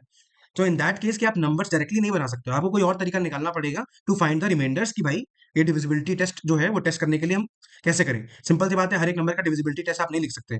ठीक है, आपको 1 2 3 4 5 स्टार्टिंग में मान लो 10 नंबर्स का डिविजिबिलिटी टेस्ट पता है, ठीक है, पर के हमारा 10 की पावर 5 तक जाता है, हर एक नंबर के डिविजिबिलिटी टेस्ट नहीं लिख सकते तुम। ठीक है, अब इसको कैसे करेंगे, सबसे पहले फोकस करते हैं कि when is the answer possible and when the answer is not possible, पहले वो देख लेते हैं। ठीक है, now we will dive into number theory, basic number theory. ठीक है, लिखते हैं अपने क्वेश्चन 3 को। ठीक है, let's find situations when answer is not possible, answer is not possible. ठीक है, सिंपल सी बात है, हमें जो अपना एन बोला गया है, N should be of the format 1। N का जो फॉर्मेट होना चाहिए वो कुछ इस टाइप का होना चाहिए। ठीक है, जो हमारा नंबर एन है जो कि हमको बनाना है, it should contain all ones, उसमें सारे के सारे वंस आने चाहिए, राइट। मान लो एम टाइम्स है, एम टाइम्स 1 आया, तो बेसिकली मान लो एम टाइम्स 1 एक के बाद एक आया, तो आंसर हमारा एम बन जाएगा। बट या हमारा जो एन है that should be of the format that सारे 1 होने चाहिए एक के बाद लगे हुए। Now let's try to understand कि ये कब नहीं बन सकता है। अच्छा, now tell me this if whenever, तो आपके जो आखिरी डिजिट है, let's let's just focus on the last digit of N. Simple सी बात है, हमारा जो एन है उसमें सारे वंस हैं, तो सिंपल सी बात है इसका जो लास्ट डिजिट होगा वो भी 1 होगा, वो भी 1 ही होगा ना, और तो कुछ नहीं हो सकता। जब सारे डिजिट 1 है तो लास्ट डिजिट भी 1 होगा। So let's focus on last digit, let's focus on last digit of N. ठीक है, और हमें ये 1 चाहिए। वी वांट कि हमारा जो भी के है बेसिकली, ठीक है, अगर हम इतना बता सकते हैं कि अगर के से के का कोई भी मल्टीपल अगर ऐसा एग्जिस्ट करता है जिसके एंड में 1 आता है, तो इसका मतलब है there is a possibility of finally getting an answer. ठीक है, अगर के का कोई भी ऐसा मल्टीपल है जिसके एंड में 1 आता है, तो वी कैन से कि भाई हाँ एक पॉसिबिलिटी है। तो पहले देख लेते हैं कि कब का पॉसिबल नहीं होगा। अच्छा, let's take all the even numbers, let's take all the even number. Simple सी बात है, we are talking only about the last digit. So last digit जो है इसका मतलब उसमें क्या क्या वैल्यूज आ सकती हैं, 0 1 2 3 4 5 6 7 8 एंड 9। ठीक है, हमारे लास्ट डिजिट जो हो सकता है वो यही हो सकता है। ठीक है, अब चलो देखते हैं कि क्या क्या पॉसिबिलिटीज हैं। अब मान लो, थोड़ी देर के लिए मान लो कि हमारा जो के है, हमारा जो के है, इफ के इज इवन, अगर मान लो के इवन है, के इवन का मतलब क्या हुआ, के का जो लास्ट डिजिट है, जो बेसिकली हम जो हमें इनिशियली के दिया हुआ है, इफ के is even, it means the last digit of K is what, it's either 0 और 2 और 4 और 6 और 8।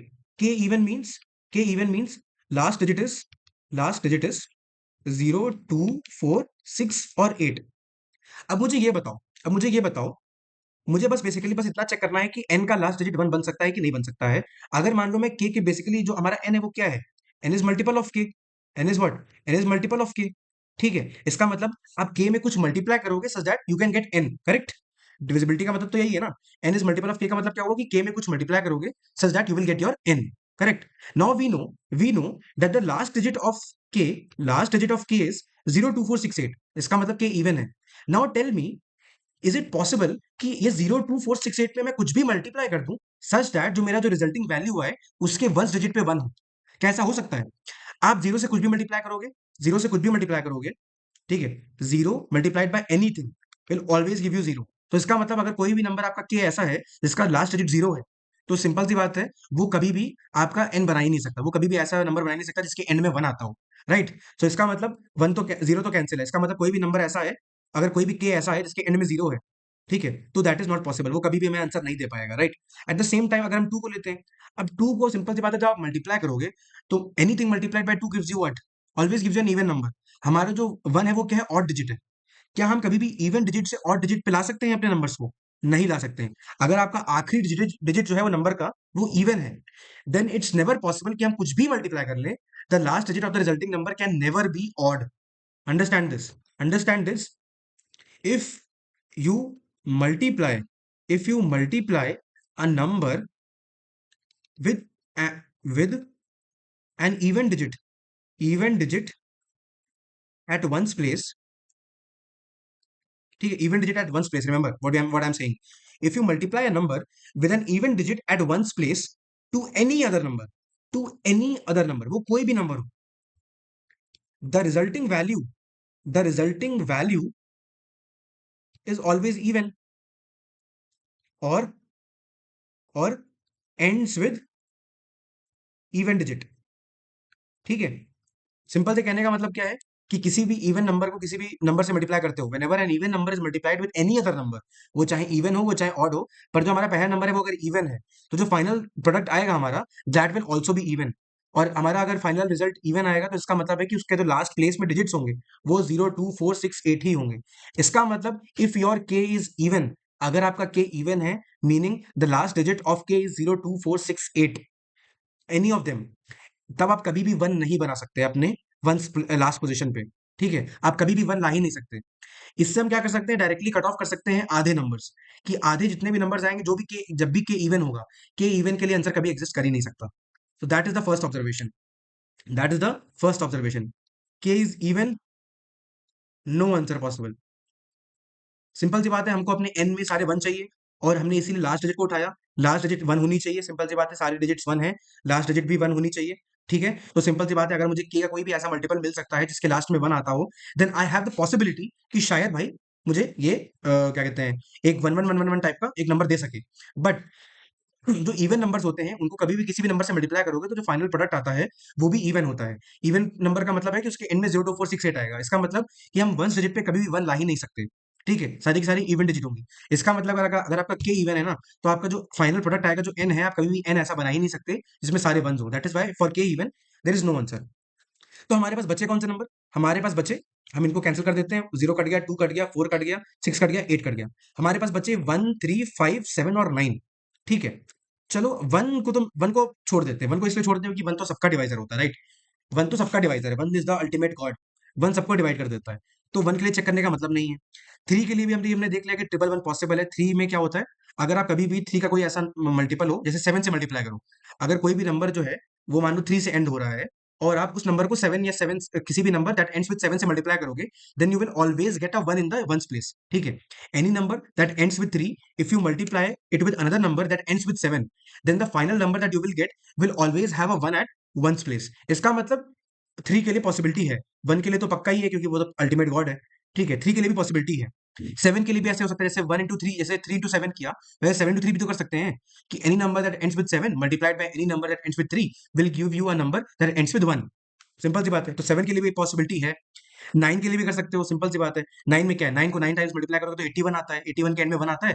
इसका मतलब any number that ends with 9 multiplied by another number that ends with 9 will always give you a number that ends with 1।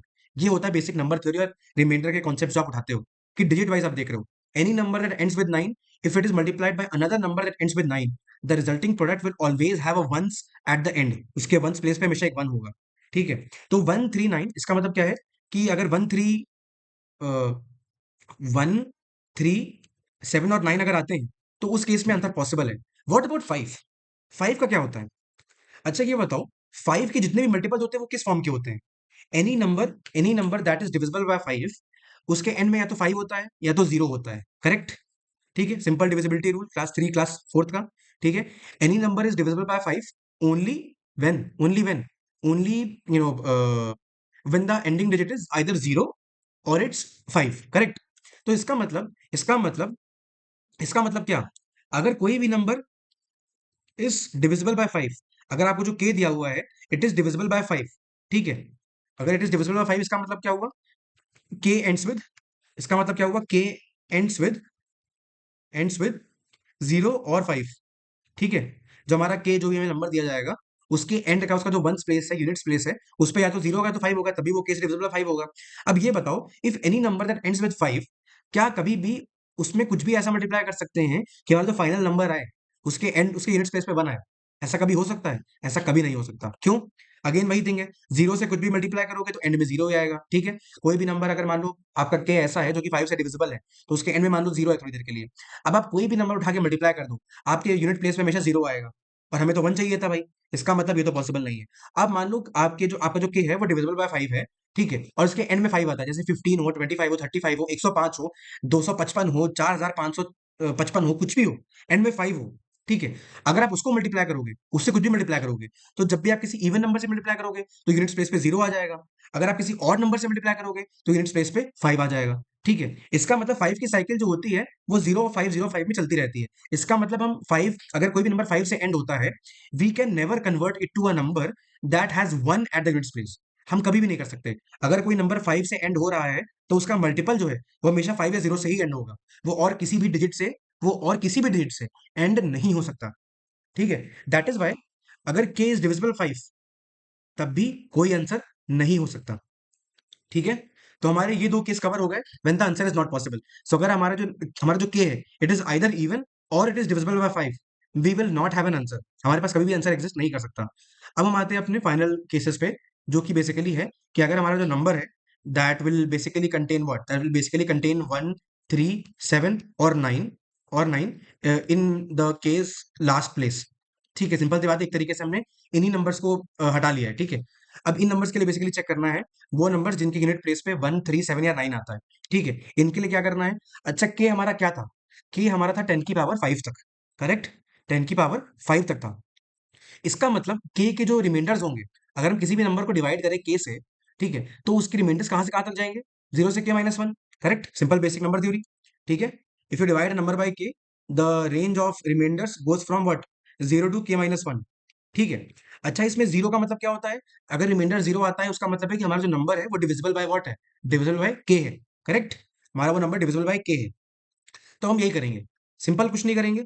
Simple से काम करते हैं कि हम एक एरे बना लेते हैं ऑफ साइज के, जो कि बेसिकली हमारे हर एक रिमाइंडर को यू नो पोर्ट्रे करेगा, डिस्प्ले या पोर्ट्रे कह लेते हैं। ठीक है, पोर्ट्रे पोर्ट्रे करेगा।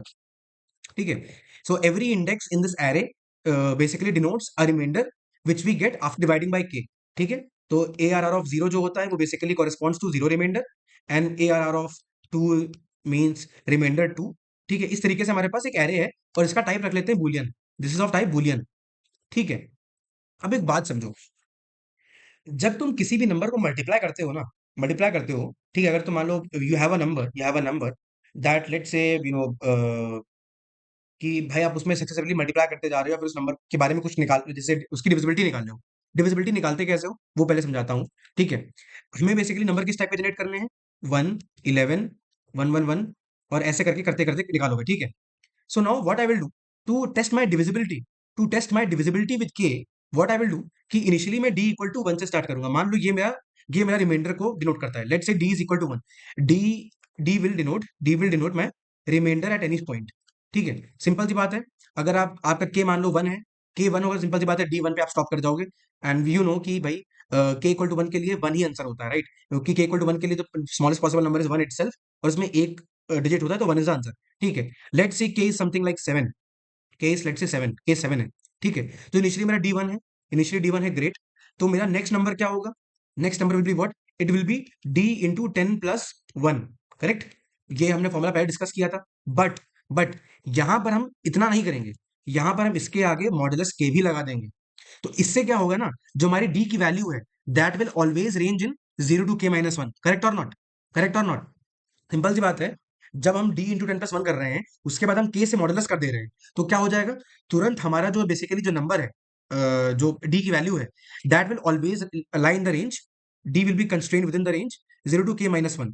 और ये बेसिकली हमें रिमाइंडर बता रहा है, ये हमें करंट रिमाइंडर बता रहा है। ठीक है, now what you will do is basically check, जो अपने अपना एरे बनाया था ए आर आर। ठीक है, check in A R R, अगर ये डी ऑलरेडी ट्रू है, इनिशियली क्या होगा, आप इस सबको फॉल्स करके रखोगे। इनिशियली जो आपका एरे आपने इनिशियली डिक्लेयर किया एआरआर, उसमें सारी वैल्यूज फॉल्स होंगी। इसका मतलब कोई भी रिमाइंडर अभी तक देखा नहीं गया है। ठीक है, what does ARR denote? ARR denotes if that remainder has been seen up till now और नॉट। क्या वो रिमाइंडर देखा गया है, नहीं देखा गया है? ठीक है, अगर मान लो वो नहीं देखा गया, लेट्स से कि if this was false, if let's say if A R R of D was false, अगर वो रिमाइंडर अभी तक देखा नहीं गया है, in that case you will mark it as true. ठीक है, बट लेट्स से अगर वो ऑलरेडी देखा जा चुका है, लेट्स से जो तुम्हारे पास रिमाइंडर आया है वो ऑलरेडी देखा जा चुका है, what does this mean? What does this mean? इसका मतलब एक साइकिल बन रही है। ठीक है, ऐसे समझो, कभी भी तुम्हारा अगर डी जीरो आ जाता है, let's say if you start doing this process and eight any point your D become zero. D zero होने का मतलब क्या है कि जो तुमने अभी तक नंबर बनाया है उसका रिमाइंडर के से डिवाइड होने के बाद जीरो आता है। This means that particular number is divisible by what? That के। ठीक है, फॉर एग्जाम्पल, मान लो जैसे हम लेते हैं 3, के 3 है। ठीक है, इनिशियली डी इक्वल टू 1 लिया मैंने। ठीक है, और मेरे एरे में क्या होगा, ये मान लो ये 0 1 2 है और इनिशियली ये सब फॉल्स है। करेक्ट, ठीक है, डी इक्वल टू 1 से स्टार्ट किया। ओके, क्या मेरा जो डी है वो 0 है? Is D 0? Is D 0? No it's not. ठीक है, तो तुरंत क्या करोगे? डी को बढ़ाओगे। डी का अपडेट स्टेटमेंट क्या है? डी का अपडेट स्टेटमेंट था डी इंटू 10+1 मॉड 3। तो ये कितना बन जाएगा? ये बन जाएगा 11 मॉड 3, यानी कि 2। करेक्ट। बेसिकली 11, अगर तुम हमने पहले 1 को लिया था तो 1 के केस में हमारा रिमाइंडर कितना था? 1 था। तो सबसे पहले तो इसको ट्रू मार्क कर दोगे। ठीक है, सबसे पहले तो हमारा रिमाइंडर 1 है, ये ट्रू मार्क हो जाएगा। करेक्ट, इसको ट्रू मार्क कर दोगे। ठीक है, उसके बाद तुम लोगे क्या? उसके बाद तुम लोगे ये 11 के लिए। ठीक है, D equal to D into 10+1 देखोगे। हमारा रिमाइंडर क्या आता है? 2 आता है। क्या 2 पहले से हमारा ट्रू है? क्या 2 पहले देखा गया है? 2 अभी तक नहीं देखा गया है। 2 अभी तक नहीं देखा गया है, तो बहुत बढ़िया, इसको मार्क कर दो ट्रू। Very good. तो पहला रिमाइंडर 1 आया था, दूसरा 2 आया था। ठीक है, अब ये 2 को उठाओ। अब ये 2 को उठाओगे तो क्या हो जाएगा? नया अपडेट स्टेटमेंट क्या बनेगा? 2 इंटू 10+1 मॉडुलस 3। ये 2 इंटू 10+1 क्या बनेगा? 21 बनेगा। 21 मॉडुलस 3 क्या होता है? 0 होता है भाई मेरे। 21 इज अ मल्टीपल ऑफ 3। इसका मतलब अगर मैं 3 बार 1 लिख दूं तो जो भी नंबर बनेगा that will B divisible bye 3, क्योंकि मुझे फाइनल रिमाइंडर 0 मिल गया। ठीक है, अब हम दोबारा आते हैं, दोबारा यहां पर देखेंगे। अब सिंपल सी बात है, इस केस में हमारे पास डी 0 मिल गया। हमें डी 0 मिल गया, राइट। हमें जब डी 0 मिल गया तो हम डायरेक्टली जानते हैं कि भाई भाई जो भी अभी तक हमने डिजिट्स बनाए हैं 1 1 1 1 वाले, वो जो भी काउंट है, ठीक है, हमें बेसिकली एंड में काउंट ही निकालना है। तो जो भी वो नंबर आया है basically that is divisible by K. ठीक है, ऐसा ही आप हर एक के लिए करोगे। अब फॉर एग्जांपल मैं ऐसा करता हूँ ना कि कोई के इक्वल टू 2 लेके देखता हूँ। ठीक है, क्योंकि बाकी नंबर्स के लिए कोई भी ना कभी आंसर निकल ही जाएगा। ठीक है, तो लेट्स से के 2 ले लेते हैं। के 2 ले लेते हैं। के मान लो अगर 2 है, ठीक है, डी इनिशियली 1 है। ठीक है, अब देखो, तुम्हारा जो रिमाइंडर होता है के इक्वल टू के लिए वो 0 या 1 के बीच में रहेगा। Initially both of them is what? False. ठीक है, हम स्टार्ट करते हैं। डी इक्वल टू 1 है, 1 मॉड 2 क्या होता है? 1 होता है। 1 को मार्क कर दिया, ये बन गया मेरा ट्रू। ये बन गया मेरा ट्रू। ठीक है, अब ये देखो, डी का अपडेशन क्या होगा? 1 इंटू 10+1। ठीक है, this will be what? Again 1। अब सिंपल सी बात है, 1 से 1 की साइकिल नहीं बन रही है। अब जितनी बार भी तुम ये प्रोसेस करते जाओगे, जितनी बार भी प्रोसेस को रिपीट करते जाओगे, हर बार तुम्हारा डी आएगा ना, वो 1 ही आएगा। लगातार 1 की साइकिल बनती जाएगी। इसका मतलब है you would never be able to get 0। आपको 0 कभी मिलेगा ही नहीं। It's basically a cycle of remainders. जो रिमाइंडर्स होते हैं ना, जो यूनिट्स प्लेस पे जो नंबर होता है, जो डिजिट होती है, that actually has a cycle. इन सबकी साइकिल होती है। ठीक है, वो साइकिल के हिसाब से ही आंसर निकल रहा है। ये साइकिल अगर कहीं रिपीट हो जाती है, फॉर एग्जाम्पल आपके पास एक लिस्ट ऑफ रिमाइंडर्स है। लिस्ट ऑफ रिमाइंडर्स है। ठीक है, और मान लो आपकी एक साइकिल चलती जा रही है। ठीक है, और किसी भी पॉइंट पे अगर आपको 0 मिल जाता है, इसका मतलब आपका आंसर पॉसिबल हो जाएगा, क्योंकि आपने जितने भी डिजिट अभी तक बनाए हैं, ठीक है, वो आपका आंसर हो जाएगा। करेक्ट। बाय चांस अगर ऐसा होता है कि जो लिस्ट ऑफ रिमाइंडर्स आपका चल रहा है, मान लो वो स्टार्ट हुआ किसी नंबर से, R1 से, फिर R2 पे गए, फिर R3 पे गए, ये रिमाइंडर है बेसिकली। ठीक है, फिर R4 पे गए, फिर ऐसे R5 पे गए। ठीक है, और मान लो किसी पॉइंट पे यू नो आप वापस घूम गए कहां पर? R3 पे। ठीक है, मान लो आपका लिस्ट ऑफ रिमाइंडर्स ऐसा जा रहा है कि R1 से चले R2 पे आए, R3 पे आए। वैसे तो ऐसा होता नहीं है, एक्चुअली में ये उल्टा घूम जाता है पूरा। ये स्टार्टिंग से ऐसे ही पूरा साइकिल R1 पे चला जाता है। ठीक है, अब मान लो इस पूरे साइकिल में कभी भी अगर 0 नहीं आया, ये जो आपकी साइकिल बनती है ना रिमाइंडर्स की, R1 R2 R3 R4 R5 ऐसे करके जितना भी बनता है, जो लिस्ट ऑफ रिमाइंडर्स की साइकिल होती है, अगर इस साइकिल में कभी भी रिमाइंडर 0 एग्जिस्ट नहीं करता है, तो उस सिंपल सी बात है, उस नंबर के लिए आंसर पॉसिबल नहीं हो सकता है। और ये 2 4 6 8 5, आप इसका कॉपी पेन उठाओ, करके देख लो, आपको कभी भी आंसर नहीं मिल पाएगा। कभी भी आपको 0 नहीं मिल पाएगा इनकी साइकिल ऑफ रिमाइंडर्स में। बाकी किसी नंबर को उठाओगे तो there might be a possibility, there might not be a possibility, but हमने स्टिल एक बेसिक वो निकाला था, राइट। अगर मैं वो इफ वाली कंडीशन डिविजिबिलिटी वाली हटा भी दूं, तब भी कोई दिक्कत नहीं होगी, क्योंकि मैंने ऑलरेडी चेक लगा रखा है इस साइकिल वाइज के लिए भी।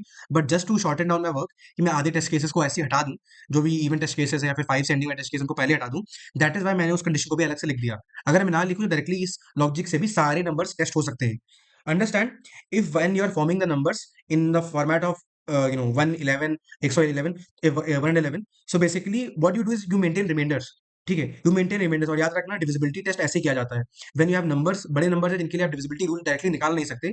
इन that case what you do is basically you start extracting the most prominent digit, that is basically the left most digit, and आप उसको multiply by 10 plus the next digit, फिर जो भी रिजल्ट आता है उसका मॉडुलस लेते हो।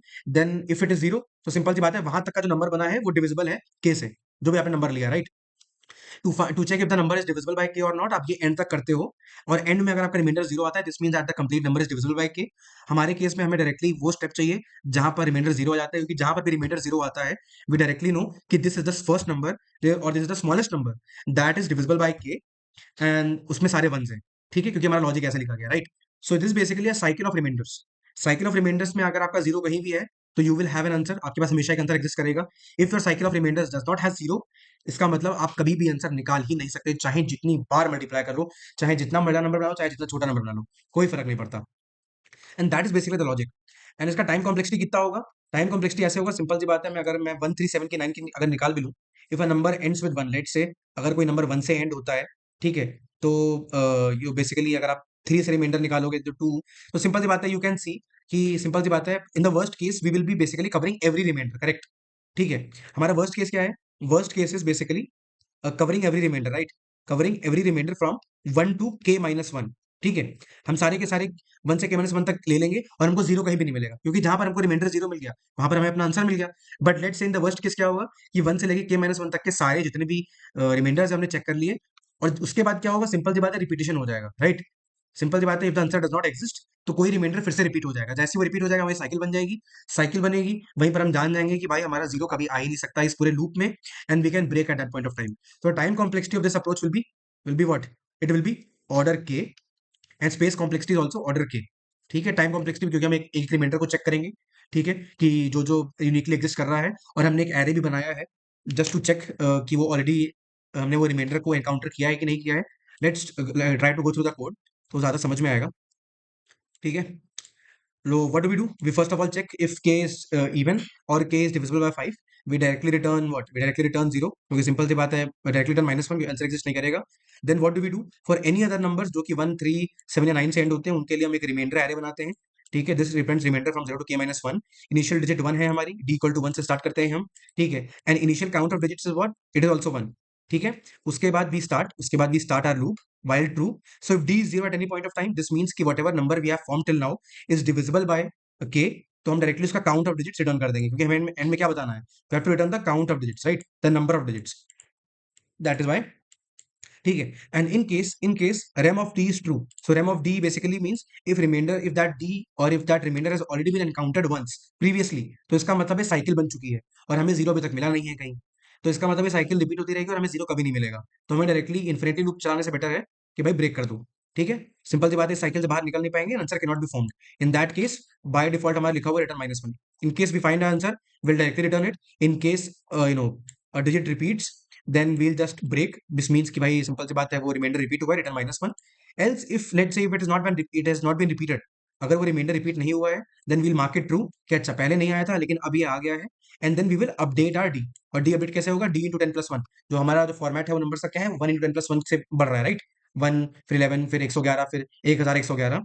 सो this we will keep on doing and you will get the remainder, and you will increase the count of digits, क्योंकि अब हमने काउंट ऑफ डिजिट बढ़ा दिया है। 1 से 11 पे आ गए तो 2 डिजिट हो गए, 11 से 111 पे आ गए 3 डिजिट हो गए, 111 से फिर से 1111 पे आ गए तो 4 डिजिट हो गए। So in this way will keep on increasing until one of this condition happens, right? And या इतना ही था। तो वी कैन सी कि भाई तीसरा क्वेश्चन भी बहुत कॉम्प्लेक्स नहीं था, सिंपल बेसिक नंबर थ्योरी है, मैथ्स है, रिमाइंडर्स की नॉलेज है, डिवीजन रिमाइंडर की नॉलेज आपको होगी थोड़ी सी भी, तो अपने आप ये क्वेश्चन हो जाएगा। इट्स नॉट वेरी डिफिकल्ट, बहुत ही केक वॉक प्रॉब्लम है, अगर आपको कॉन्सेप्ट पता है तो। अगर नहीं भी पता है तब भी, टू बी ऑनेस्ट, आप फिगर आउट कर ले जाओगे, इतना कुछ नहीं है। So with this we have completed the first 3 questions. Now we'll move to the final question, ठीक है, एंड द हार्ड प्रॉब्लम।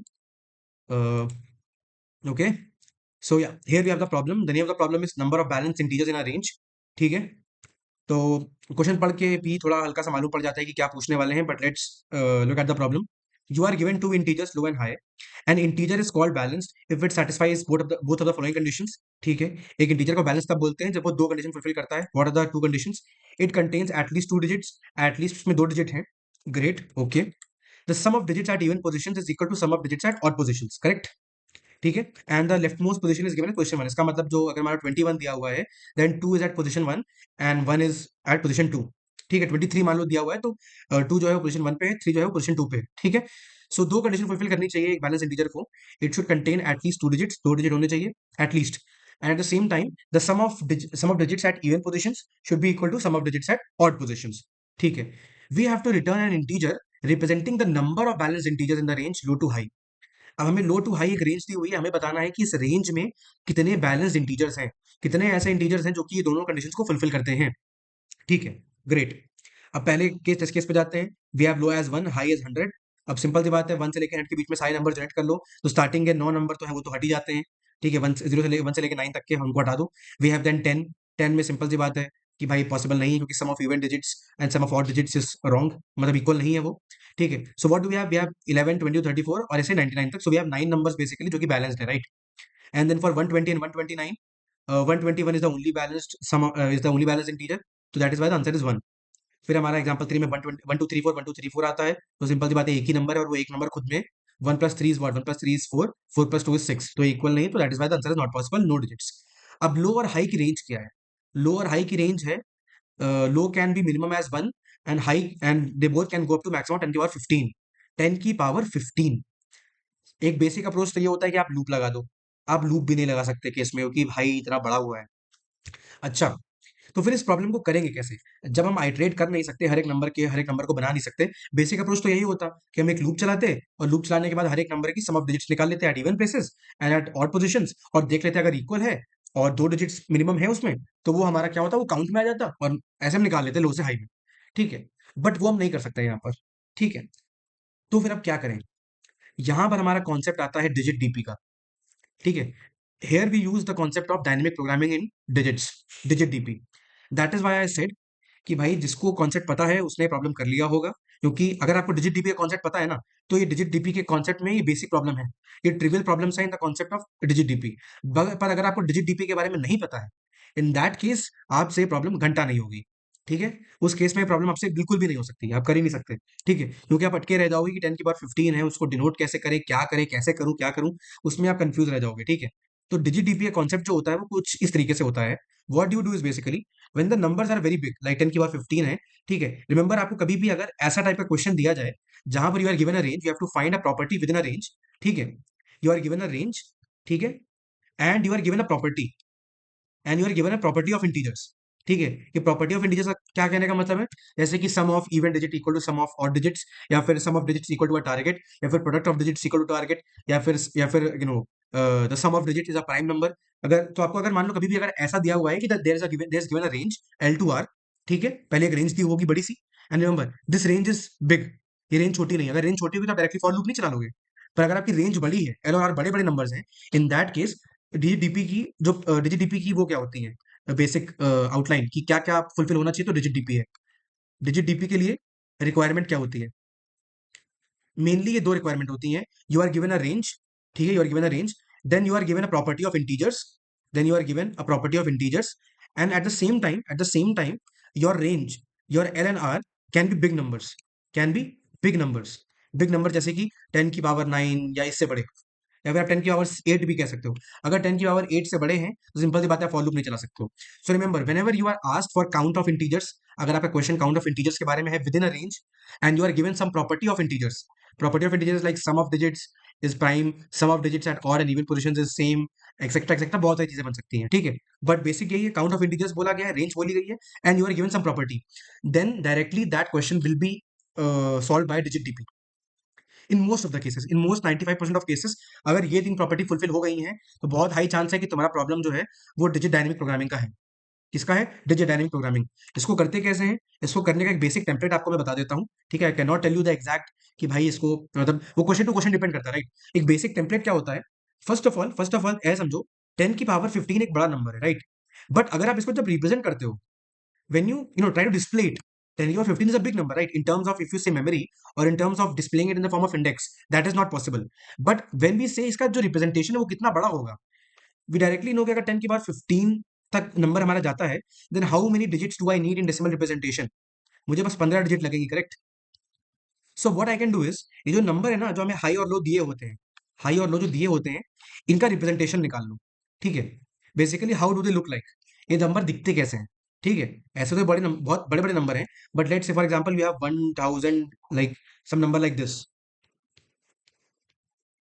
ठीक है, इतना बड़ा नंबर मैंने बना दिया, ये नंबर बहुत बड़ा है, इतने साइज का आप एरे डिक्लेयर नहीं कर सकते, बट इसका इंडिविजुअल रिप्रेजेंटेशन तो बना सकते हैं ना, इंडिविजुअल रिप्रेजेंटेशन बना सकते हैं। एक तरीके से समझ लो कि जो नंबर हमको दिया हुआ है उसको स्ट्रिंग में कन्वर्ट कर लो, उसको स्ट्रिंग में कन्वर्ट कर लो। तो अगर मैं इस नंबर को अगर डेसिमल फॉर्म में, या फिर जो नॉर्मल हम लिखते हैं, रिप्रेजेंट करें, what it will B, it will be basically a digit array, correct. इसका पहला डिजिट 1 है, फिर 2 है, फिर 3 है, फिर 4 है, फिर 9 है, फिर 6 है, फिर 3 है, फिर 8 है, फिर 9 है, और फिर 7 है।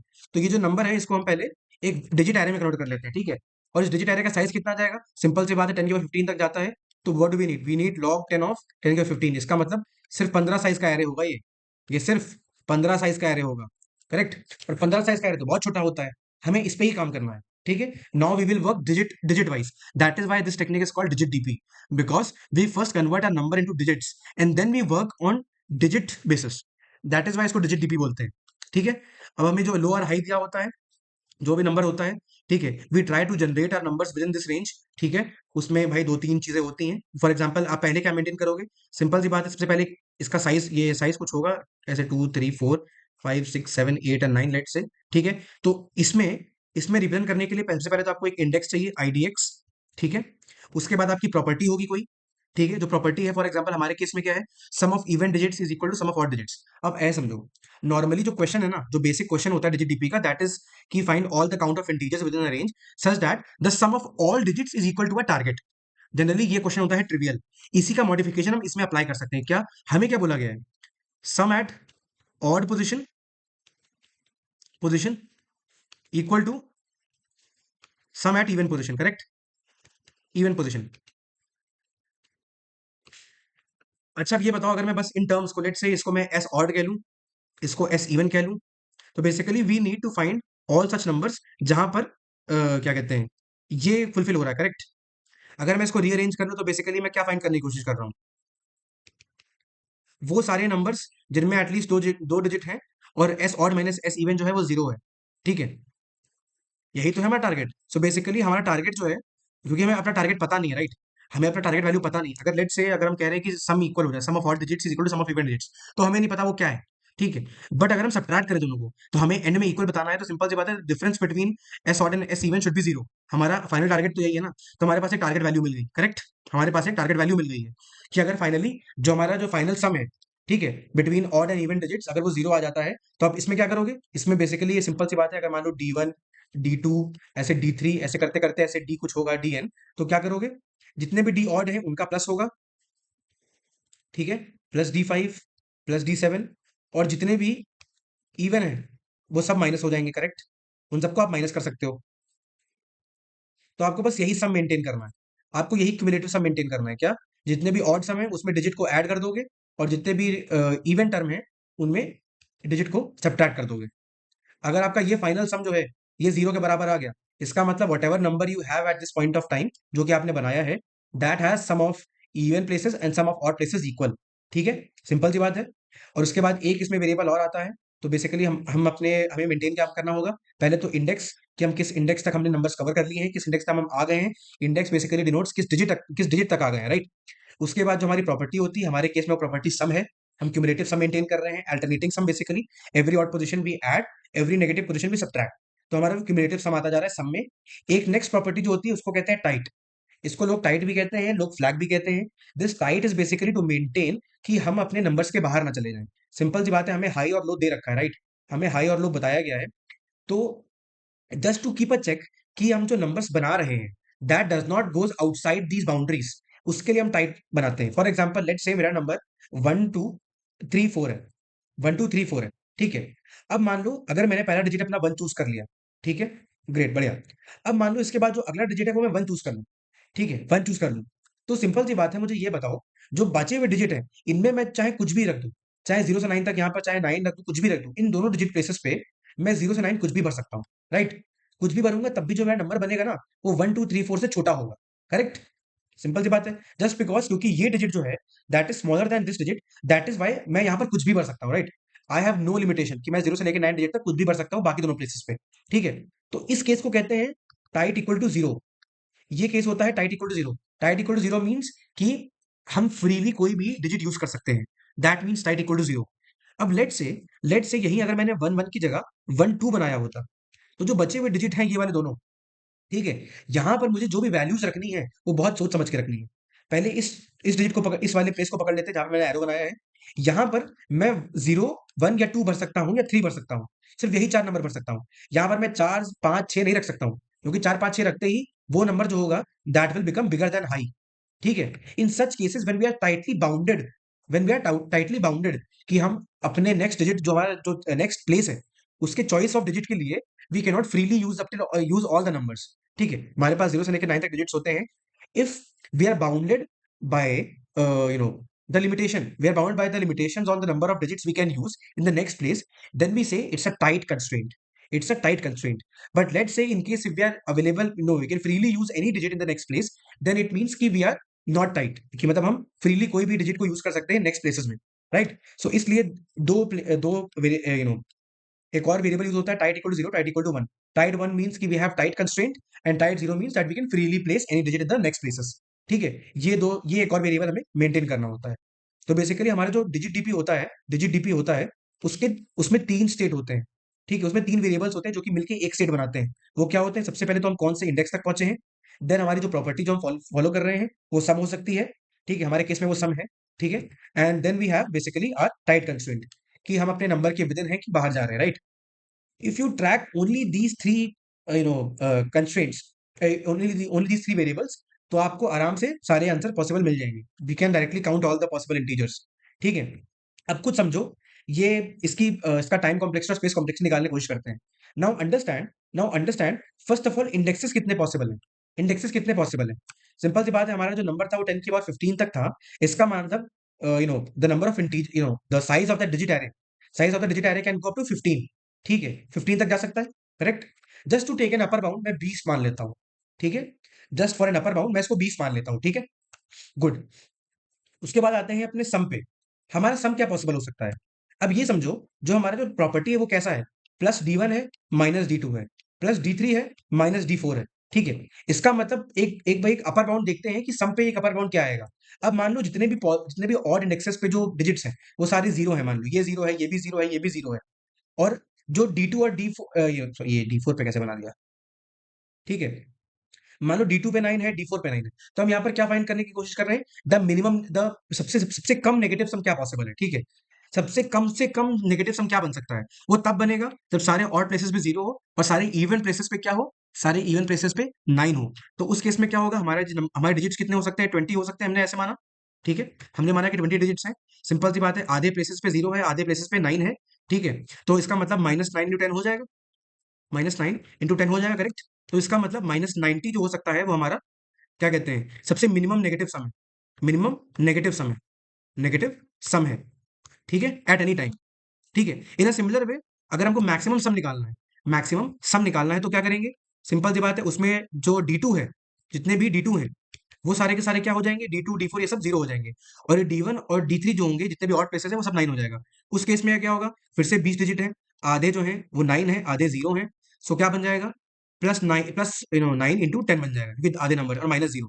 तो इसका मतलब मैक्सिमम पॉसिबल सम क्या है? वो है +90। अब सिंपल सी बात है, नेगेटिव सम जो होता है ना, नेगेटिव सम, इसको तुम एरे में डिस्प्ले नहीं कर सकते डायरेक्टली, राइट? क्योंकि हम क्या कर रहे हैं, हम बेसिकली जो अपना डीपी एरे बनाएंगे, उसमें जो सम है उसको यूज करेंगे एज एन इंडेक्स। ठीक है, and we know we can not show directly a negative index नहीं दिखा सकते, पॉसिबल नहीं, वो नहीं लिख सकते, राइट? सो हम क्या करते हैं, हमने ये तो फाइंड कर लिया ना कि मिनिमम नेगेटिव सम कितना लगेगा हमें। वी हैव फाउंड कि what is the minimum negative sum, which is -90। तो हम एक ऑफसेट बना लेते हैं। Offset means what? कि जहां पर जिससे हम ये डिसाइड कर सकते हैं कि भाई, इससे अगर हम इसको हम ऐड कर दें तो इस हमेशा पॉजिटिव सम मिलेगा। सिंपल सी बात है, we know we know that -90 is what, is minimum negative sum, minimum negative sum. ठीक है, and +90 is maximum positive sum. ठीक है, पॉजिटिव सम। ठीक है, अगर मैं बाय डिफॉल्ट मान लो थोड़ी देर के लिए ऑफसेट मान लूं 100 का। 100 का मतलब क्या है? कि जो सम है हमारा, सम में हम ऑफसेट ऐड करके देखें। What should now tell me, what should be the minimum value जो मैं अपने सम में ऐड कर दूं, such that I can always ensure कि जो फाइनल सम आएगा वो पॉजिटिव होगा। ठीक है, तो हमको पता है कि -90 is the minimum negative sum possible. अगर इसमें हम 100 का, ऐसे ही मान लेते थोड़ी देर के लिए कि अगर हम 100 का ऑफसेट ऐड कर दें, तो कोई भी नेगेटिव वैल्यू, कोई भी नेगेटिव सम आए, हमेशा जो फाइनल आंसर आएगा, फाइनल सम आएगा, वो क्या आएगा? पॉजिटिव आएगा, करेक्ट? तो इसका मतलब हमारा जो वैल्यू होगा, जो अगर -90 से 90 तक का हमारा रेंज था सम का, ठीक है, -90 टू 90, अगर हम इसमें ऑफसेट को ऐड कर दें, तो हमारा जो नया सम का रेंज होगा वो कहां से कहां तक होगा? 10 to 190, करेक्ट? 10 to 190 हो जाएगा। इसका मतलब इस पे भी अपर बाउंड ले लेते हैं 200। इसका मतलब मैं अपने डीपी एरे में सबसे पहले तो 15 डिजिट, 15 नहीं 20 डिजिट लगेंगी मुझे, 20 डिजिट सिर्फ लगने वाली है। ठीक है, 200 पॉसिबल सम है। ठीक है, वो हमने देख लिया क्यों आ रहा है। ये सम जो है वो 0 से 2 लेके 200 तक बना सकते हैं। ठीक है। उसके बाद उसके बाद हमारा जो टाइट है, टाइट की वैल्यू जो होती है, जो हमारा टाइट वेरिएबल है, वो क्या हो सकती है? या तो जीरो होगी या तो वन होगी, या तो कंस्ट्रेंट टाइट है या तो नहीं है। तो सिंपल सी बात है, इसके लिए दो। उसके बाद हर एक डिजिट जो होगा उसको क्या करना होगा? या तो ऐड करना होगा या तो सब्ट्रैक्ट करना होगा, करेक्ट? या तो ऐड करोगे या तो सब्ट्रैक्ट करोगे। तो उसके लिए कितना जाएगा? एट मैक्स 10 डिजिट पॉसिबल है। हर एक प्लेस पे तुम कितने वो बना सकते हो, कितने डिजिट प्लेस कर सकते हो? 10 डिजिट प्लेस कर सकते हो, 0 से लेके 9 तक के। ठीक है। तो इन द वर्स्ट केस जो टाइम कॉम्प्लेक्सिटी होगी वो कितनी जाएगी? This is basically the size of digit array, this is the upper bound on sum, this is size of digit array, D array. ठीक है। This is tight constraint and this is maximum possible digit at any place. ठीक है। ये हो जाएगी हमारी time complexity. In the worst case, in the worst, ये हमारा वर्स्ट केस मैंने लिखा है। ये वर्स्ट केस में देखो कितने ऑपरेशन लगेंगे? 8 इंटू 10 की पावर कितना? 3। और ये चल जाएगा कि नहीं चल जाएगा? अब सोचो, लो और हाई 10 की पावर 15 तक था, हम बस इतने में कर ले रहे हैं। तो इसका जो टाइम कॉम्प्लेक्सिटी है, ठीक है, आपको बस मेंटेन, स्टेट मेंटेन क्या करना है? स्टेट में आपको मेंटेन करना है अपना इंडेक्स, अपना सम और टाइट वैल्यू। ठीक है। तो आपका जो मेमोरी कंस्ट्रेंट है, जो आपका मेमोरी कंस्ट्रेंट है, memory constraint ranges to what? Order d into sum into 2। ठीक है, ये आपका मेमोरी कंस्ट्रेंट है, right? d is basically size of digit array, sum is the upper bound on sum and tight is basically 2। तो ये s को भी आप 200 लिख सकते हो, राइट? सो आपका टाइम कॉम्प्लेक्सिटी एक्चुअली, आपका मेमोरी कॉम्प्लेक्सिटी कितना होगा? Memory space, space complexity would be d into 400, right? ये हमारा बन जाएगा स्पेस कॉम्प्लेक्सिटी इस क्वेश्चन के लिए। तो ये हो गया हमारा स्पेस। ठीक है। एक इंडेक्स के लिए, जो कि बेसिकली ये जो डी होता है, एंड ऑल्सो ये जो आपका डी होगा ये कहाँ तक जाएगा? एट मैक्स 20 तक जाएगा, क्योंकि 10 के बाद 15 तक नंबर्स हैं हमारे, तो 15 डिजिट्स होते हैं। But just to take an upper bound I have said that D will be less than 20। तो ये बड़े आराम से चल जाएगा, राइट? ये आपका मेमोरी हो गया। This is for memory, right? Now for time. Time के लिए कुछ नहीं करना है। टाइम के लिए सिंपल सी बात है, एक लूप और चलता है for adding all the digits. ठीक है। तो एट एनी पॉइंट कितना होगा? It will be D into sum into tight into what? Into max possible digits, max digits. ठीक है। सो सिंपल सी बात है, इसके लिए भी एक अपर बाउंड हमारे पास है। डी हमें पता है, वो तो डिसाइड करेगा नंबर क्या होगा। S V have got upper bound S 200। Tight हमेशा दो वैल्यूज होती हैं, और किसी भी प्लेस पे हम मैक्सिमम 10 डिजिट प्लेस कर सकते हैं, राइट? सो टाइम कॉम्प्लेक्सिटी जो होगी हमेशा क्या होगी? It will be around 4000 D, 4000 D. ठीक है। और डी की वैल्यू भी कहाँ तक जाती है? 10 की पावर, डी की वैल्यू जाती है 20 तक। D is less than equal to 20। ठीक है। इसमें भी अगर आप प्लेस कर लोगे तो इट इज व्हाट? 8 10 की पावर 4, बड़े आराम से चल जाएगा, राइट? सो आपका ये टाइम कॉम्प्लेक्सिटी है और ये आपका स्पेस कॉम्प्लेक्सिटी है। अब एक बार मैं आपको कोड दिखा देता हूँ, that will actually make things more clear कि you know how digit DP actually works. पर याद रखो, कोई भी अगर डिजिटीपी का प्रॉब्लम होता है तो उसके रिक्वायरमेंट क्या होते हैं? And this is basically the outline, this is basically template, this is the basic template हर एक डिजिटीपी क्वेश्चन के लिए, right? Now let's go to the solution part. ठीक है। तो देखो क्या किया सबसे पहले। अच्छा हाँ, और एंड में नंबर्स कैसे फाइंड करते हो? हम क्या करते हैं, जब डिजिटी पे लगाते हैं ना, तो we always consider the range from 1 से लेके जो भी हमें दिया हुआ है। तो हम, अगर मुझे लो से हाई तक का आंसर निकालना है, तो what I can do, I can first calculate the answer from 1 to high, from 1 comma high, then I can calculate the answer from 1 to low minus 1 and I can subtract both of them. जैसे मैं इन दोनों को subtract करूंगा तो मुझे लो से लेके high तक का सारा आंसर मिल जाएगा, राइट? ये भी, ये एक होता है कि आखिरी में जो कैलकुलेशन करना होता है, right? So what do we do, we first calculate for high. ठीक है। ये सॉल्व फंक्शन कॉल होता है। अगर एक्स जीरो है तो वन रिटर्न कर देते हैं। एक्स जीरो पे वन रिटर्न क्यों करते हैं? अगर एक्स जीरो है तो sum of odd position and sum at even positions क्या होती है? वो जीरो, वो इक्वल आती है। ठीक है। ऑल्दो ऑल्दो इसमें जो फर्स्ट केस है, एटलीस्ट 2 डिजिट्स वाला, वो फुलफिल नहीं होता है, वन, कोई दिक्कत नहीं है। अगर वो लो में काउंट होगा तो वो हाई में भी काउंट हो जाएगा, और फाइनली वो कट ही जाएगा, तो कोई दिक्कत नहीं है। ठीक है। बट हाँ, इसको वन रखना, इसको वन रखना जरूरी है। Then what do we do, we extract the digits. तो हम अपना डिजिट एरे बनाते हैं, जो कि मैंने कहा था। ठीक है। देन वी रिवर्स इट, क्योंकि सिंपल सी बात है, डिजिट्स जो होती है वो रिवर्स मोड में निकलती है, तो उसको बाद दोबारा सीधा करने के लिए रिवर्स करना पड़ता है। And then we call our BAL function. BAL function basically balance function, to find the balance integers, right? तो सबसे पहले डी ले लिया, जीरो ले लिया। अपना क्या है? ये जीरो जो है बेसिकली, ये अपना क्या है? ये इंडेक्स है। D is what? D is digit array. Then this zero is basically index. One is basically tight constraint. Initially जब हम स्टार्ट करते हैं तो हमें टाइट कंस्ट्रेंट से स्टार्ट करना होता है, क्योंकि हमने अभी तक कोई भी डिजिट प्लेस नहीं किया, राइट? जब हम कोई डिजिट प्लेस कर देते हैं, तब जाके फिर हम क्या कहते हैं, अपना फ्री या टाइट के बीच में सेलेक्ट करते हैं कि क्या है क्या नहीं। बट इनिशियली जब कोई भी डिजिट प्लेस नहीं किया है तो it's a tight constraint, right? उसके बाद फिर हम अपना डीपी भेज देते हैं। What is this 100? मैंने क्या कहा था? हमने initially just in order to keep our sum always positive, simple सी बात है, we can not note a negative sum in the array, right? अब नेगेटिव इंडेक्स पॉसिबल नहीं होता है, that is why we can not have negative sum. तो इन order to ensure कि हमारा जो फाइनल सम है वो हमेशा पॉजिटिव आता है, उसके लिए हम इनिशियली +100 का ऑफसेट लेके चलते हैं। ठीक है। +100 का ऑफसेट लेके चलते हैं। ठीक है। और ये देखो इसीलिए हमने क्या किया, अपना जो यहाँ पर साइज डिक्लेयर किया है अपने maximum upper bound on sum, वो 200 कर रखा है।